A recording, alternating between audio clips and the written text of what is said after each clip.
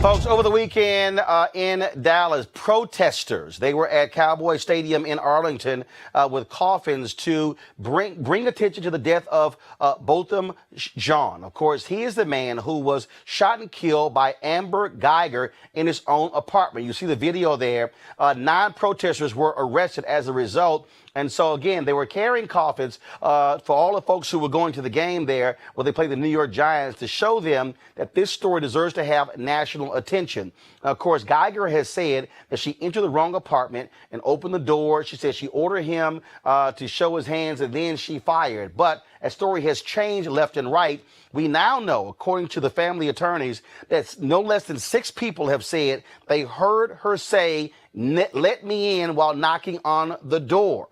That's what's going on there. Now, of course, also, Dallas Police Department, they've been nailed over the weekend when they released the evidence report of what was captured inside of the apartment of Guyger, the police officer, as well as Jean. Well, the problem is we don't know what was in her apartment, but they released what was in his apartment, which including a small amount of marijuana. Yeah, we know this game. We've seen it before. Joining us right now from Dallas is Dr. Frederick Haynes. He's the pastor of Friendship West Baptist Church, also with the National Action Network. Pastor Haynes, glad to have you here on Roland Martin Unfiltered. Thank you, Roro, and thank you for giving us a voice, man. Having you back on air is a gift. Well, I appreciate it, sir. Let's get right to it. You've been one of the pastors there protesting what's happening there. Of course, Dallas has a black police chief, a black district attorney, but it seems as if the police are doing all they can to protect Amber Guyger. When she shot and killed Jean, she was not on duty. It took them 3 days for the arrest to actually be made. And to have all these conflicting stories, and now we have them releasing the evidence report saying there was a small amount of marijuana in his apartment.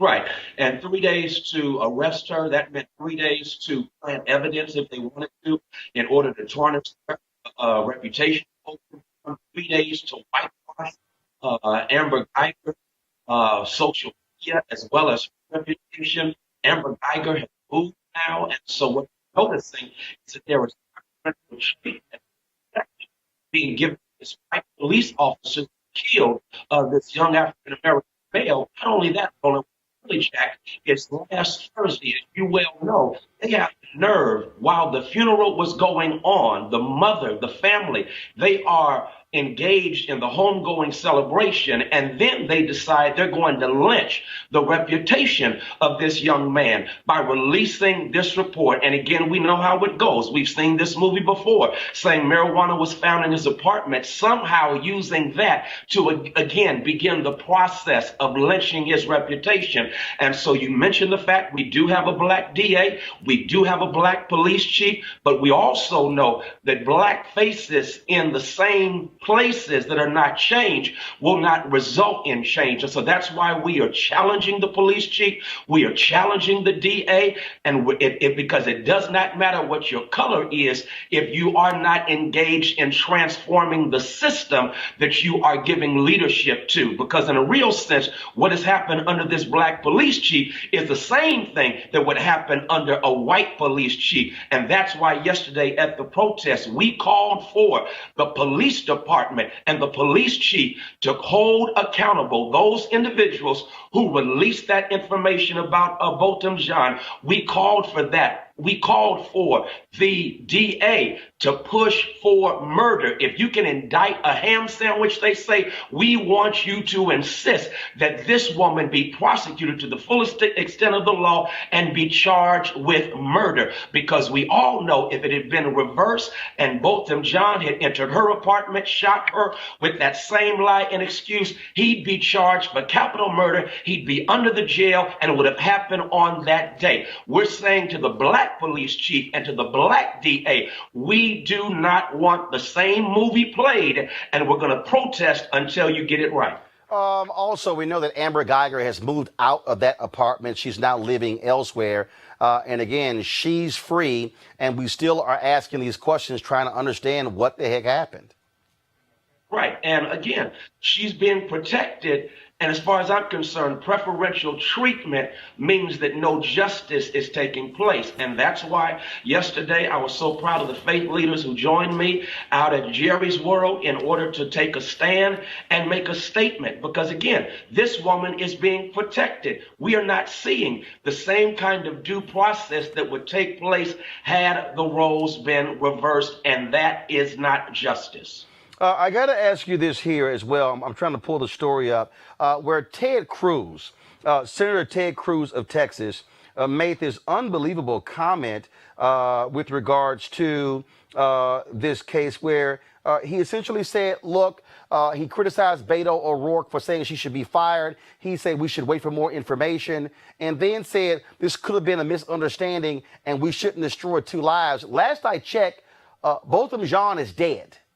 Amber Guyger is still living. And it's amazing to have for Ted Cruz to act as if that, well, her potentially losing her job or going to jail is having her life destroyed. No, this 26-year-old brother is dead. Right. Right.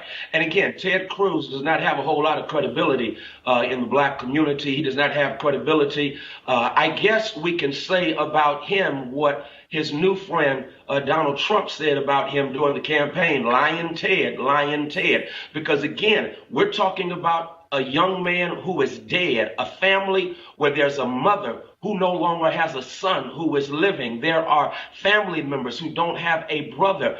He is dead, and this woman is being protected. And so to talk about waiting while she's already lied, we waited for 3 days for her to get arrested, so we ain't waiting no more. And as far as I'm concerned, Ted Cruz has nothing to say about this that we would respect, because he's never, ever in this community taking a stand for justice and taking a stand against black bodies being slain by police officers. So Ted Cruz, you ain't got no credibility here. And here, if you go to my iPad, this is some video from the Facebook page of Good Street Baptist Church. This is where Beto O'Rourke was this weekend, where he made that particular comment afterwards. He said there's no other way you can come to another conclusion that she should be fired. And so that's what Ted Cruz has criticized, saying that how could he even say that? Of course, Good Street Baptist Church, a very prominent black church there in Dallas. And so this is video from their Facebook page of him being there. And again, this is leadership. This is Beto O'Rourke coming out saying that, look, even if you take just where we are right now, she's admitted going to the wrong apartment. She's admitted killing a guy. I don't understand how else would you keep somebody on the force who shoots and kills a man in his own apartment. Right. And again, that's what we called for yesterday. We had a memorial protest at Jerry's World. And one of the things we said is we are calling right now for the immediate firing of Amber Guyger. I've been told by the mayor and others that there's a process they have to go through in order for the firing to take place.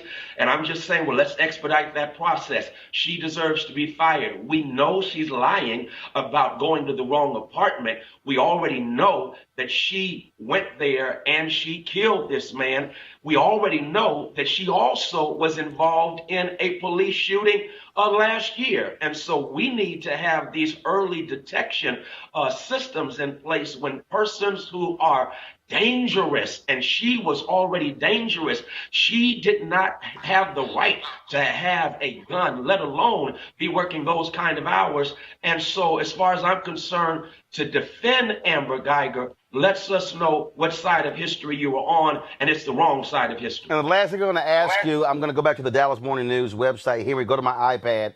Here's a story here. Former cop Roy Oliver begins 15-year prison sentence for murdering Jordan Edwards. That, of course, took place in Balk Springs. He was sentenced again. He was convicted of murdering this 15-year-old. Again, lied about them trying to drive the car at him. The body cam showed something else.